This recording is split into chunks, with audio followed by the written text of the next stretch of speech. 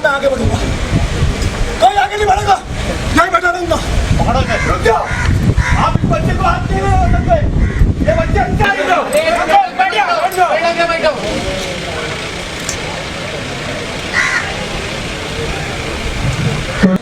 हर्षल पटेल के दोस्त अजय का एक्सीडेंट होने के बाद हर्षल पटेल ने पूरे शहर का चक्का जाम कर दिया है और उन्होंने ये भी कहा ये एक्सीडेंट नहीं हत्या है और उनकी जांच करने की मांग है। कैमरामैन राकेश शर्मा के साथ मैं जगताप, न्यूज़ 9। एक मिनट। हर्षल पटेल के दोस्त अजय का एक्सीडेंट होने के बाद हर्षल पटेल ने पूरे शहर का चक्का जाम कर दिया है और उनका मानना ये भी है कि एक्सीडेंट नहीं हत्या है और उन्होंने जांच की मांग की है। कैमरामैन राकेश शर्मा के साथ मैं जगताप, न्यूज़ 9।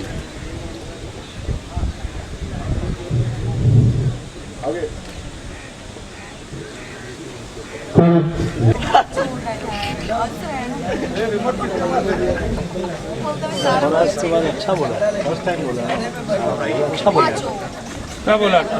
अच्छा बोला, वेरी गुड यार, सरफराज से बात लगी। मतलब तुम मीनिंग बताओ। ज़्यादा मतलब ठंडी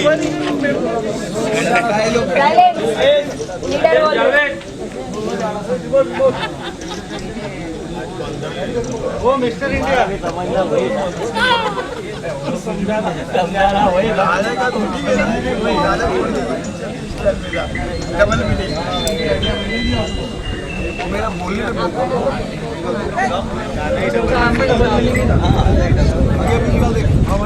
मेरा बोलने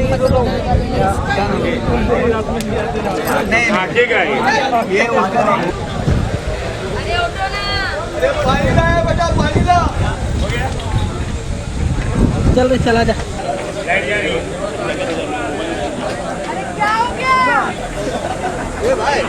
हैंडल कौन सा ये? इसकी बात हैंडल इसको पीछे जान दो, वो से सेंट कैंसिल कर दो। ट्रॉली पर वो साइड अपोजिट सामने लगा दो।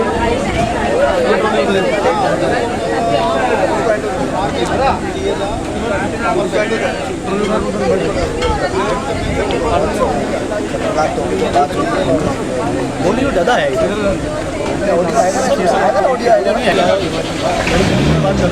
मिस्टर दिनेश लांबा जी, IPS ऑफिसर और हुआ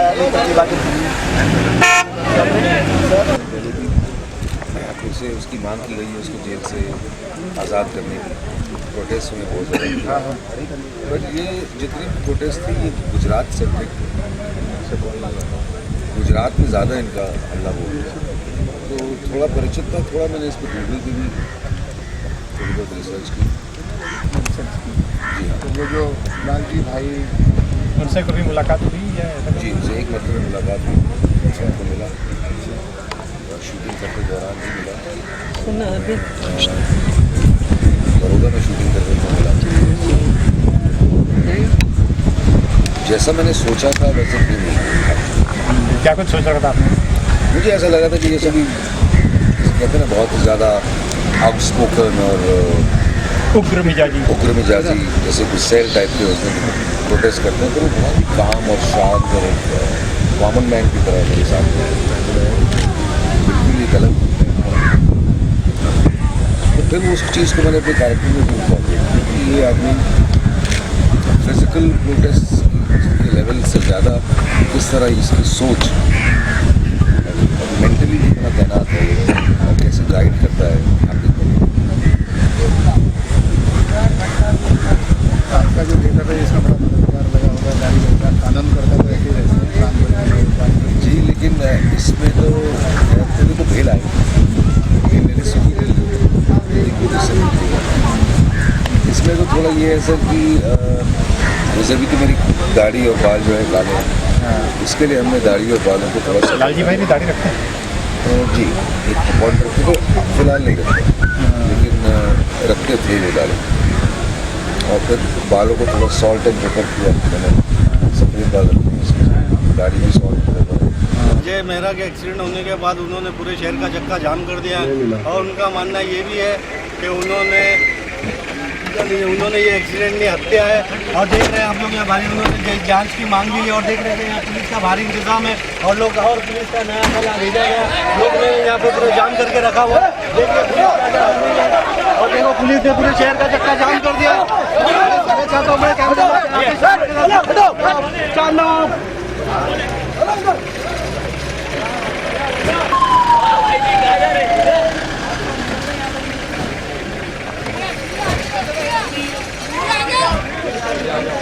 भारी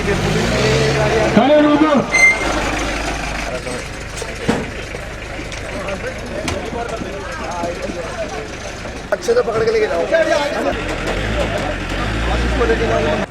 हर्षद पटेल के दोस्त अजय का एक्सीडेंट होने का तो हर्षद पटेल ने पूरे शहर का चक्का जाम कर दिया है और उन्होंने ये कहा ये एक्सीडेंट नहीं हत्या है। और उनका मानना ये भी कि उन्होंने जांच की मांग की है। देखो पुलिस का दल अभी अभी आया हुआ है। देखिए यहाँ पे पूरे शहर का चक्का जाम करके रखा हुआ हर्षद पटेल ने और हर्षद पटेल को अरेस्ट करने के लिए आई है। और देखिए आप लोग यहाँ क्या क्या हो रहा है, पूरी पुलिस की भारी भीड़ लगी है। पूरे शहर का चक्का जाम हो चुका है। हर्षद पटेल को ले जा रहा है पुलिस कस्टडी के अंदर और आप लोग देख सकते हैं।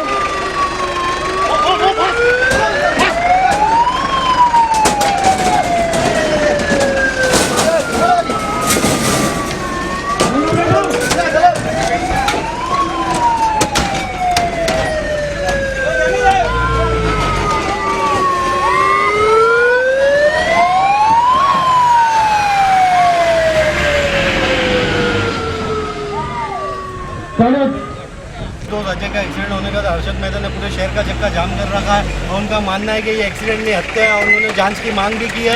और ये देखिए पुलिस का एक खास इंतजाम अभी आया हुआ है। पूरे शहर में यहाँ पे चक्का जाम करके लाठीचार्ज कर रही है। अभी हमें ये दिखता है कि पुलिस हर्षद मेहता को अरेस्ट कर पाती है या नहीं कर पाती है और हर्षद मेहता को पुलिस अपनी कस्टडी में ले रही है। हर्षद मेहता को पुलिस अपनी कस्टडी में ले रही है और हर्षद मेहता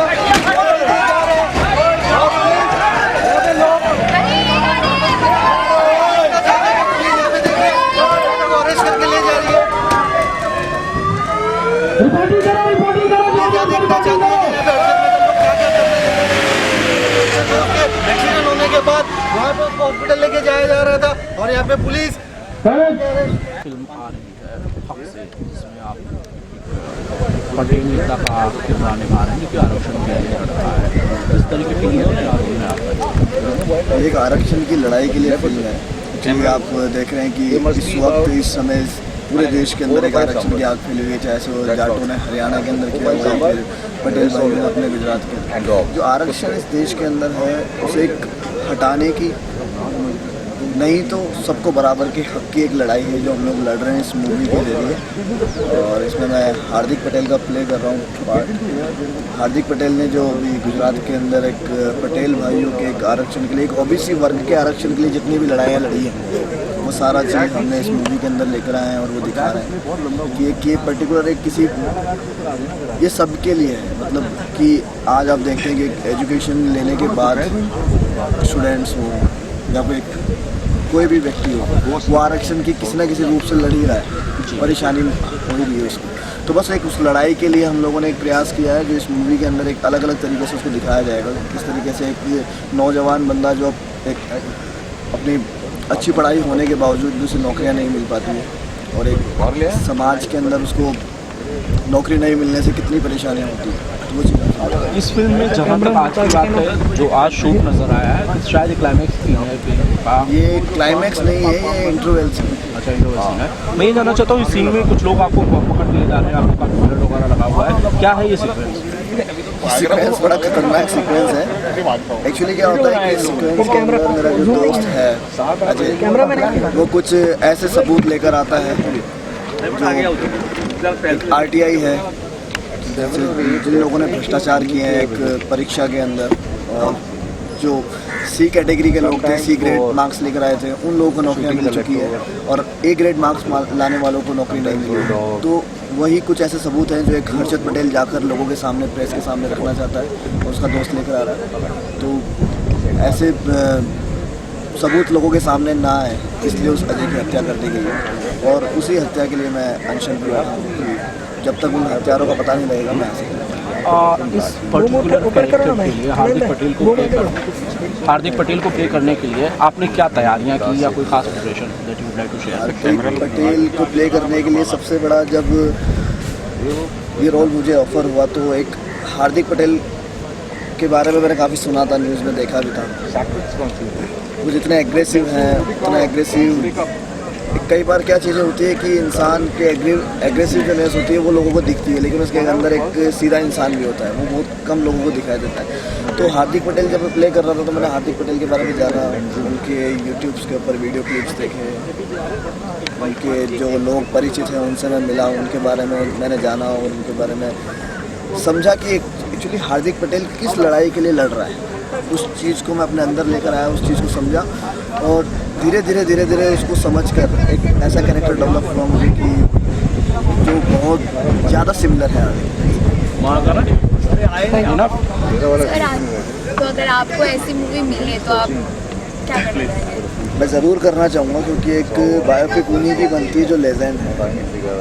जैसे आपने एग्जांपल दिया धोनी, सचिन, भाग मिल्खा भाग बनी थी, तो ये बहुत बड़ा सौभाग्य होगा मेरे लिए कि ऐसे किसी महान पुरुष की बायोपिक में मुझे काम करने का मौका मिला, तो मुझसे बहुत बड़ा सौभाग्य। तो अभी IPL भी चल रहा है, तो आपकी फेवरेट टीम कौन सी है?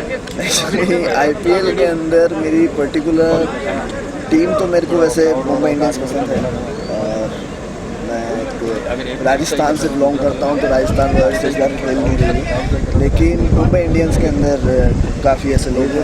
विराट कोहली मेरे फेवरेट, उनकी टीम को देखना चाहता हूँ। हार्दिक पटेल जो कि रियल लाइफ कैरेक्टर है, उसकी ज़िंदगी में एक बहुत ही अहम भूमिका निभाने वाला एक इंसान था जिसका नाम था लालजी भाई, जो कि उसका मेंटर था, उसका मार्गदर्शक था, जिसने उसको एक प्लेटफॉर्म दिया अपनी आवाज़ उठाने का और उसको थोड़ा सा पॉलिटिकली मोटिवेट किया। तो मैं उन लालजी भाई जी का रोल करूँगा। और ज़्यादातर फिल्में नेगेटिव शेड्स की करते हैं और एक अलग किस्म का किरदार होता है, सन ऑफ सरदार जैसी फिल्मों में भी आपके अलग शेड दिखाई देते हैं। क्या वो सारे शेड्स इस फिल्म में भी नज़र आएंगे? देखिए, इस फिल्म में वो वाले शेड्स शायद नहीं नज़र आए, क्योंकि ये एक रियल लाइफ कैरेक्टर पे आधारित है।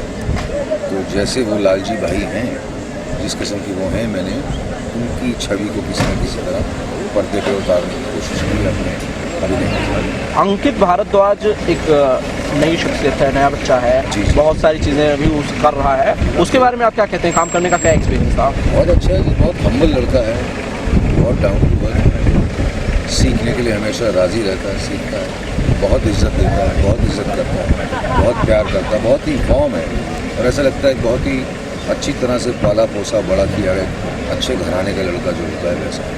अब फिल्म की अब तक की अगर बात की जाए तो कहाँ शूट की गई और क्या स्टेटस है फिल्म के फिलहाल शूट का? देखिए, ये जो फिल्म है हमने ज़्यादातर ये फिल्म बड़ौदा में शूट की है।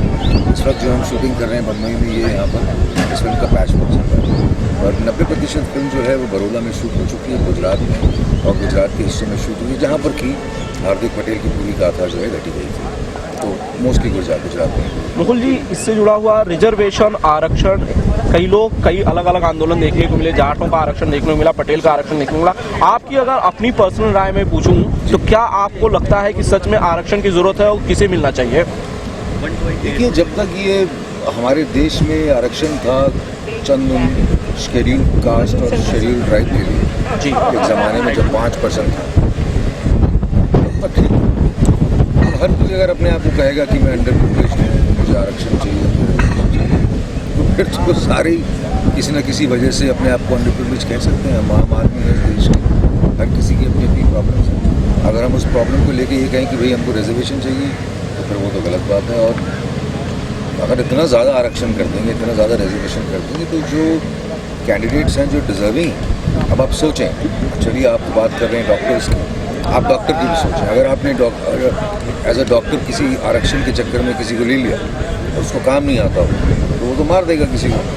इसी तरह अगर कोई पायलट है जिसको आरक्षण में ले लिया गया, उसको जहाज़ में बिठा दिया। अभी हाल ही में 3-4 साल पहले कम से कम 5000 पायलट ऐसे पाए गए थे जिनका लाइसेंस फेक थे।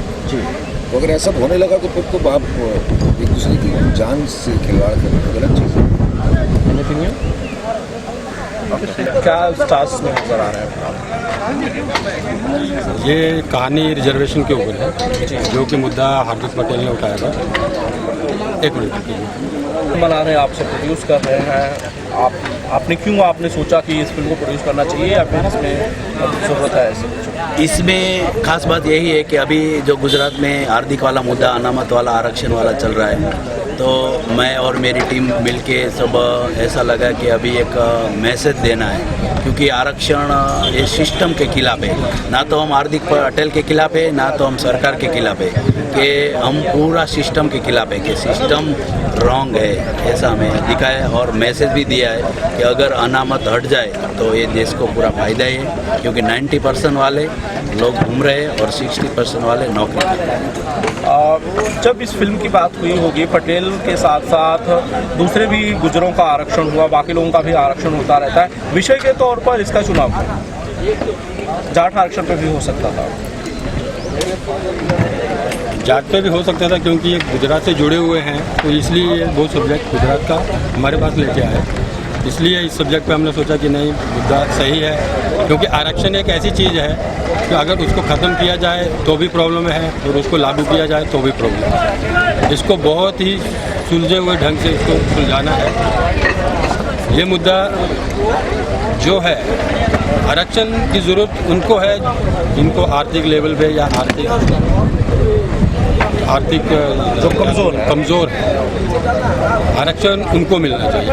आरक्षण ना कि जो पैसे वाले हैं। जो आजकल क्या हो गया कि आरक्षण जो पैसे वाला है तो जाति के नाम से आरक्षण ले रहा है, जिनको ज़रूरत नहीं है वो भी आरक्षण ले रहा है, लेकिन जिनको ज़रूरत है उनको आरक्षण नहीं पहुंच पा रहा है। ज़रूरी नहीं है कि जो छोटी जाति का है, जिनको जाति के आधार पर आरक्षण मिलता है, जिनको आरक्षण मिलता है उनके पास भी अच्छे पैसे वाले हैं, लेकिन जो लोग जिनको आरक्षण लागू नहीं होता उनके ऊपर, वो भी बहुत आर्थिक हालात उनके बहुत कमज़ोर हैं। तो ये जो रिजर्वेशन वाला जो मुद्दा है, इसके ऊपर पुनः विचार करना चाहिए, अच्छी तरह सोचना चाहिए कि आरक्षण किस हिसाब से लागू है। सर, क्या आप मुझे ये बता सकते हैं कि ये फिल्म आरक्षण पर है या फिर हार्दिक पटेल की बायोपिक जैसी फिल्म है? नहीं, ऐसा कुछ नहीं है। हार्दिक पटेल एक मुद्दा लेके चले थे, वहाँ से हमें इसका एक थिन लाइन मिला। ये हमारी जो है ये टोटली रिजर्वेशन के ऊपर है, और हम लोगों ने दिखाया है कि रिजर्वेशन होने के बाद क्या प्रॉब्लम्स हैं, और आरक्षण रिजर्वेशन का फ़ायदा हो सकता है, फ़ायदा ले सकते हैं, लेकिन जिनको मिलना चाहिए उनको नहीं मिलना।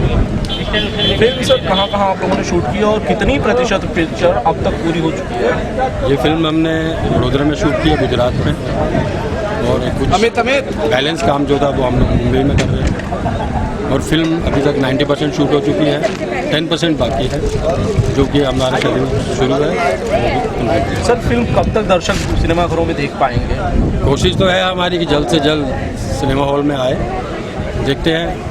मे भी मतलब 1 या 1.5 महीना इंतज़ार करना पड़ेगा, जल्द ही फिल्म दर्शकों के सामने। Thank you.